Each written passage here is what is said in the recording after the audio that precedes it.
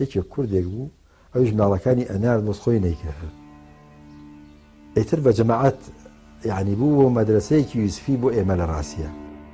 هەندێک لەو هۆکارە بابەتیانەی کە هەناسەیەکی نوێی بە شێوازی کاری نوێی ئیسلامیدا لە کوردستانی باشوور بەرزبوونەوەی ئاستی توندوتیژی و سەرکوتکردنی ئازادی خوازان لەلایەن حکومەتی عێراقەوە بە تایبەت بۆ سەر زانایان و کەسایەتە دیارەکانی کاری بانگەوازی ئیسلامی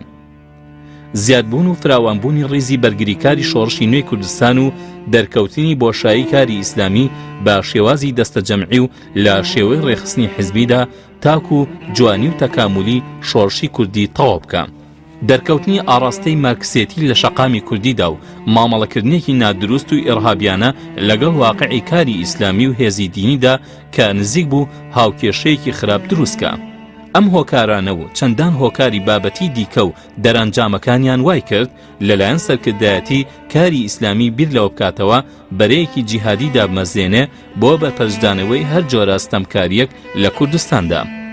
لە بەرواری 21/1984 مارکسیەکان هەستان بە تیرۆرکردنی زانای شەهید مەلا عومەری تیمار خوێن و مەرگی ئەو پیاوە بازێکی گەورەی بەڕەوتی کاری ئیسلامیدا و قۆناغێکی نوێی هێنایەکایەوە مامۆستا مەلا عوسمان و هەندێک سەرکردەی کاری ئیسلامی لە کوردستان و زانایان و کەسایەتیە ئاین پەروەرەکانی ناوچەکە کۆبوونەوەیەکی گەورەیان لە مەنزڵگەی شەهید لە چوارقوڕنە ساز کرد ئەڵبەت ئەم گردبوونەوەیە بۆ خۆپیشاندانێکی گەورە بوو بۆ ئیدانەکردنی ئەو کارە تاوانکاریە و داواکاری دۆزینەوەی بکەرەکانی ئەو کارە بوو کۆی ئەو وتارانەی لەو بوونەوەدا خوێندرانەوە باسییان لە گەورەی شەهید و گرنگی ڕوبەڕووبوونەوە بۆ دەستخستنی مافوو ئازادیەکان بوو هەر بۆیە کۆبوونەوەی چوارقوڕنە ئامانجی خۆی پێکاو توانی هێزی بەرەنگاری جارێکی تر لە زانایان و کەسایەتی ئاینیەکاندا دروست کاتەوە دوای نیشاندانی هێزێکی گەورەی جەماوەری لە چوارقوڕنە ڕۆژ بە ڕۆژ سنووری کاری ئیسلامی لەلایەن هێزە سەرکوتکەرەکانی ڕژێمەوە بەرتەسک ئەکرایەوە ساتەوەختێکی زۆر سەخت هاتە پێشەوە لە ناوەوە بەعەس سەرکوتی ئەو جوڵانەوە ئیسلامیای ئەکرد لە دەریشەوە لە ناوچە ئازادەکانی ژێردەستی شۆڕشی کوردی مارکسیە کوردەکان بانخوازانیانە گرت و ئەیان چەوسانەوە و زیندانیانەکردن هەر بۆیە زۆرێک لەو زانە و بانخوازانە بە ناچاری کۆچیان کرد بۆ ئێران و لە شارە کوردنشینەکاندا نیشتەجێ بوون لە ساڵی 1984 کۆمەڵێکی دیکە لە زانایان و بانخوازان کۆچیان کرد و لە سنوورەکانەوە داخڵ بە شارەکانی ئێران بوون لە 1985 ئەو زانە بەڕێزانی کە لە شارەکانی ئێران کۆببوونەوە بزوتنەوەی پەیوەندی ئیسلامیان دامەزراند و مەلا محەممەد بەرزنجی بەڕابەری گشتی ئەم ڕێکخراوە هەڵبژێردرا کۆمەڵێک لاوی دڵگەرم پەیوەندیان کرد بەم بزوتنەوەیەوە و لە هەوڵی خۆپەروەردەکردن و خۆدەوڵەمەندکردندا بوون بە ئاکار و ڕەفتاری ئیسلامی لە ناوخۆی وڵاتیشدا بەعسیەکان لە ڕێگەی دام و دەستگا ئەمنی و هەواڵگریەکانەوە چاودێری کاری بانگەوازی ئیسلامیە کرد و ڕاوەدونان و گرتنی کەسایەتی و لایەنگرانی کاری ئیسلامی بە سەختی دەستی پێکرد ئەم چاودێریە بە شێوەیەک بوو کە دام و دەستگا ئەمنیەکان هەوڵیان ئەدا لە کورتترین دەرفەتدا مەلەفێکی گەورەی پڕ لە زانیاری لەسەری ئیسلامیەکان دروستکەن بە ناوی دیاردەی ئاینداری ئەکرێ دەی هەشتاکان با سەختترین ڕۆژە تاریکەکانی بەعز بناسین سەبارەت با کاری ئیسلامی و لێپێچینەوە و گرتنی کەسانی بێدیفاع و لە سێدارەدانی زۆرێک لە شەرەفمەندانی ئەو ڕێبازە بەعز مۆدێلی جاسوسیکردن بەسەر ماڵ و ژیانی ڕۆژانی هاوڵاتیانی داهێنا و لەو ڕێگایەوە هەموو شتێکی چاودێریە کرد شەوی هەفتەی ڕەمەزانی 1970 مامۆستایانی هەڵەبجە لە سەرویانەوە مامۆستا مەلا عوسمان عەبدولعەزیز و کۆمەڵێک لاو بانخواز هەستان بە شکاندنی ئەو بازنە ئەمنیەی کە بەسەر هەڵەبجە و دەوروبەریدا سەپێنرا بوو خۆیان و خێزانەکانیان لە ناوچە سنووریەکانی عێراق ئێرانەوە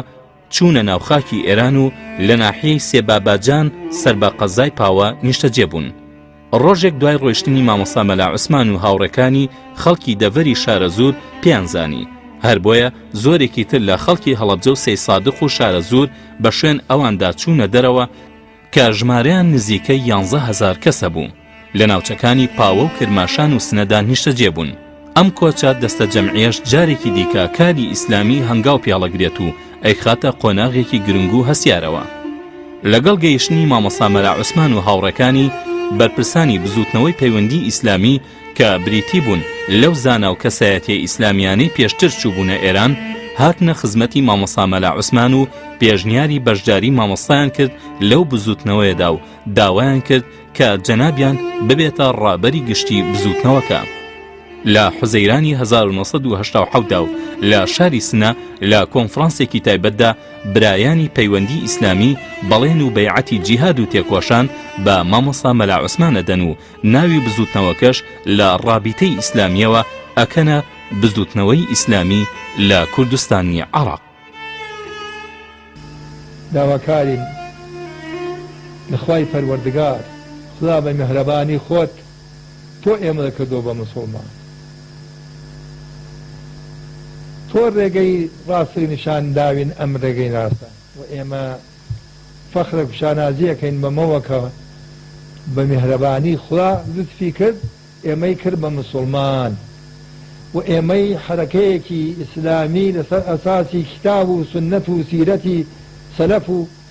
ئەمە حرەکەیەکی بۆ دروستکردین. ئەمە شکری ئەمە هەر تەواو ناوێت با بێن شەو ڕۆژ هەر شکر بکەین و داوا بکەین لەخوا خوا بە میهرەبانی خۆت تا سەر بێ ئەمە تۆ ئەمە بۆ کردین تا سەر هیدایەتمان وە و سەرمان لێتەکرێ یا مقلب القلوب ثبت قلبي على دينك حتى فەرمێ پێغەمبەر سەڵەم دوای ئەو هیدا هەموو وەختێ زۆربەی دعای ئەمە بووە یا مقلب القلوب ثبت قلبي على دينك حتى ئەرزیان کە خۆتۆ پێغەمبەری فەرمی ئەزانم فەقە خوا بێباکە دەبی ئینسانی مسلمان وە لە بەینی پنجەی قودرەتی خوا بە هەر بارێکە و ئەیزانێ نایکا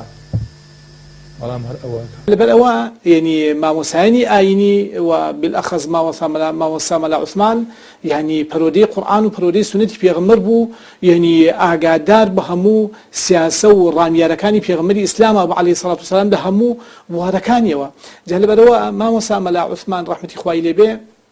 یعنی هەستی ئەوە کرد بەوەی کە ملەتی کوێ زوڵمی لێ ئەچێ لە هەموو بوارەکانیەوە، زوڵمی لێ ئەچێ دەربارەی دین، زوڵمی لێ ئەچێ دەربارەی مەثەلەن سەرەوت و سامان، زوڵمی لێ ئەچێ دەربارەی تەعداکردن لە خەڵق، زوڵمی لێ ئەچێ ئەوە ئیعدامە کرا، ئەو نەفیە کرا، ئەو ئەکوژرا، ئەو لە ماڵی خۆیانە ڕەمیە کرد. جا کە حیزبی بەعث یعنی ئەو کارانەیە کرد مامۆستا عوسمان بەلایەوە یعنی واجب بوو کە ئەبێ جیهادێکی مقدس بکرێت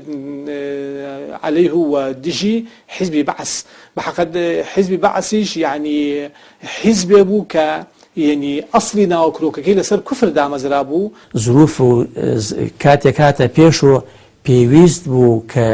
مامۆستا و ئەوانەیە کە لە گەڵیا بوون هاوڵەکانی دۆستەکانی فەقێکانی براکانی هەنگاو بنێن بۆ ئەوەی کەواکو بە عەمەلی خزمەتی ئیسلام کەن. ئینجا میلەتی کوردی ئێمەش میلەتێکی موسڵمان و پابەند بە ئیسلام و بەشخوڕا و زۆر پێویست بوو لەو کاتە ئیعلانی بزوتنەوەیکی ئاوا بکرێ بۆ پشتگیری لە مافەڕەواکانی میلەتی کورد و هەروەها بۆ پارێزگاریکردن لە عەقیدەی ئیسلامی و ئەخلاقی ئیسلامی. لەبەر ئەوە مامۆستا بە پیرۆزی زانی و دوای ئەوە خەویشی بینی دوجار لە خزمەت پێغەمبەر صلی الله علیه و سلم هەرچەند خەو یعنی بەرەکەتە پێغەمبەر بە هەر شێوە بیبینین لە خزمەتیابی، بەڵام دلیلی شەرعی نەبوو بۆ چونکی دینی ئێمە ئەوەندە لەسەر ئەساسێکی کۆنکرێتی دامەزراوە یعنی دلیلی قاتیع نەبێ لەوانەیە ئەو کەسێک کە خەوەکە ئەبینێ تووشی هەڵەبوو بێ نەک لە بەرەوەزاتی شخصی پێغەمبەر ئەبینێ، چونکی حەدیسی پێغەمبەر فەرمێ خوای گەورە و پێغەمبەر شەیتان ناتوانێت خۆی باتە پێ دوو جار بە خزمەت